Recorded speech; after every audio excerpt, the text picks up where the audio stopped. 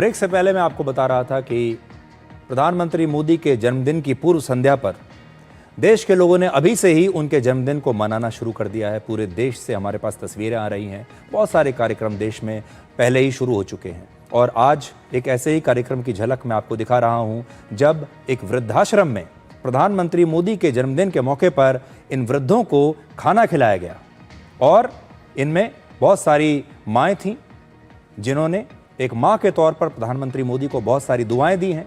जो ये वृद्ध लोग हैं, इन्होंने प्रधानमंत्री मोदी को उनके जन्मदिन के मौके पर बहुत सारी शुभकामनाएं दी हैं। आप भी देखिए।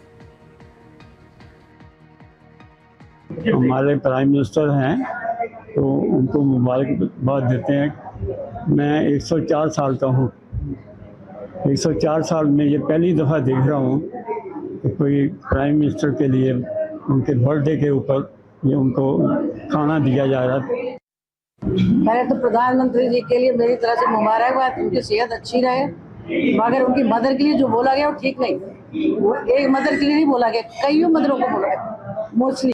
जी हाँ, माननीय प्रधानमंत्री जी के जन्मदिन के उपलक्ष्य में आज जो है हम वृद्धाश्रम में आए हैं और बुजुर्गों की थोड़ी सी सेवा करना चाह रहे हैं, क्योंकि माननीय प्रधानमंत्री जी का बहुत आदर और सम्मान करते हैं वो बुजुर्गों का। तो इसी भावना से मैं आज वृद्धाश्रम में जो है बुजुर्गों की सेवा कर रही हूँ उनके जन्मदिन के उपलक्ष्य पे। और माननीय प्रधानमंत्री जी को जो है जन्मदिन की ढेरों बधाई।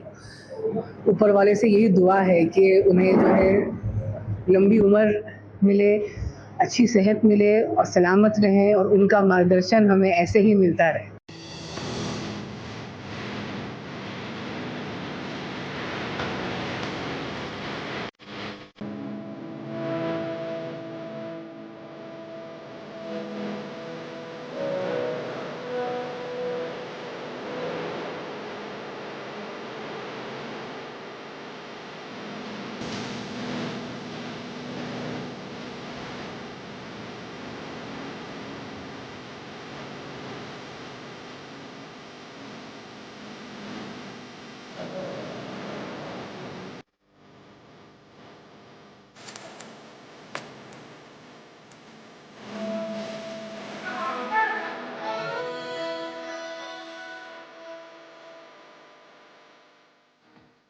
देखिए, हमारे यहाँ जब जन्मदिन मनाया जाता है, जन्मदिन वो नहीं मनाता जिसका जन्मदिन होता है। जन्मदिन मनाते हैं उस व्यक्ति के आसपास के लोग, उस व्यक्ति का परिवार, उस व्यक्ति के चाहने वाले, उस व्यक्ति के दोस्त, उस व्यक्ति के शुभचिंतक।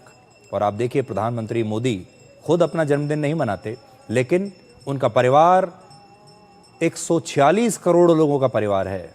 ये परिवार उनका जन्मदिन मना रहा है। और हमारे यहाँ ये भी परंपरा है कि जन्मदिन के मौके पर बुज़ुर्गों से ज़रूर आशीर्वाद लिया जाता है और बुज़ुर्गों ने ये आशीर्वाद उन्हें दिया है।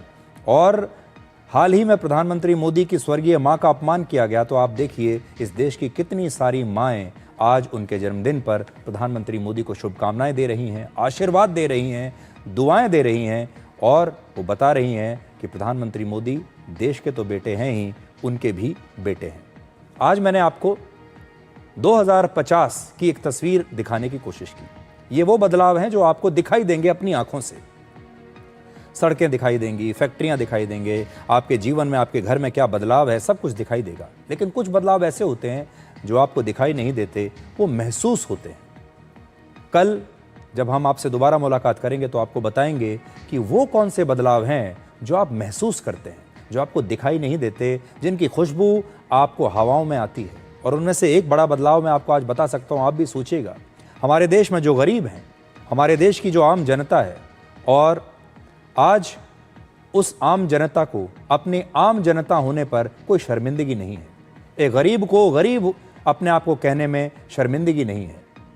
और एक ज़माने में हम स्कूल में पढ़ते थे, honesty is the best policy, ईमानदारी होनी चाहिए। लेकिन लोग ऐसा कहते थे कि स्कूल में पढ़ने के लिए ठीक है, लेकिन ईमानदारी से अगर काम करोगे तो जीवन में पीछे रह जाओगे। लेकिन आज ईमानदारी में एक आकर्षण आया है, एक प्रीमियम आया है।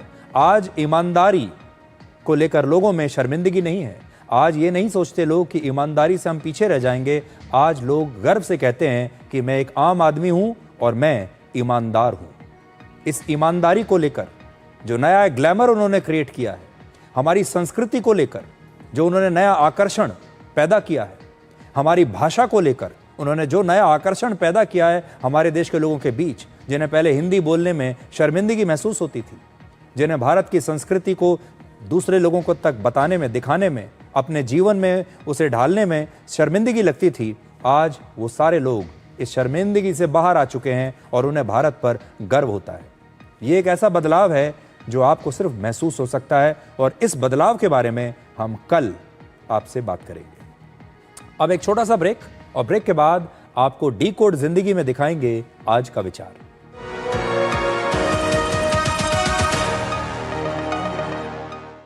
कौन है जो जोड़े